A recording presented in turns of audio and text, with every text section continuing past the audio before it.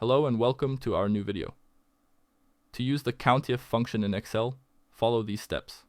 Select a cell where you want the result of the COUNTIF function to appear. Type the shown expression and hit Enter. First, select the range of cells you want to evaluate. For example, if you want to count how many cells in a range meet a certain condition, click and drag to highlight those cells.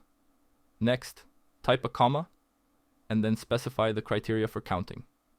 Close the bracket and hit Enter. The cell will now display the count of cells that meet your specified criteria within the selected range. You can also use a cell reference for the criteria.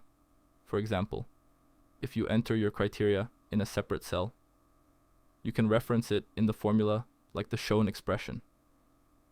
This way, changing the value in the criteria cell, B1, will automatically update the count result. Thanks for watching. We hope to see you again soon.